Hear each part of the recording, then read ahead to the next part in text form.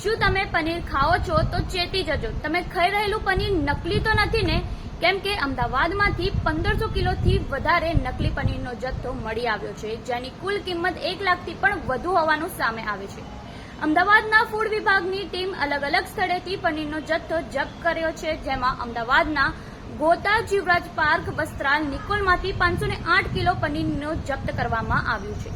તેમજ દ્વારકેશ ડેરીનું જ 1500 કિલો પનીર નકલી મળી આવ્યું છે। તેમજ મળતી માહિતી મુજબ આ પનીરમાં દૂધને બદલે વનસ્પતિ તેલ એટલે કે પામ ઓઇલ અને ચરબીનો ઉપયોગ થયો હોવાનું શંકા છે, જેમાં દૂધની ફેટ નહીં હોવાનું જાણતા જ જથ્થો જપ્ત કરવામાં આવ્યો છે અને 2 દિવસ પહેલા પણ સરખેજમાંથી 29 કિલો પનીર જપ્ત કરાયું હતું। તેમજ કુબેરનગરમાંથી પકડાયેલા પનીરમાંથી પામ ઓઇલ તેલ અને ફોરેન ફેટની ભેળસેળ હોવાનું સામે આવ્યું છે, જેમાં હાલ નકલી વસ્તુઓનો રાફડો ફાટ્યો છે। તેના કારણે લોકોના સ્વાસ્થ્ય સામે પણ મોટું જોખમ ઊભું થઈ રહ્યું છે। આવા કાળા કારોબાર કરનાર લોકો સામે કડકથી કડક કાર્યવાહીની માંગ કરવામાં આવી રહી છે। આપનું આ અંગે શું કહેવું છે અમને કમેન્ટ બોક્સમાં જરૂરથી જણાવજો અને આવી વધુ અપડેટ માટે જોતા રહો નવજીવન ન્યૂઝ।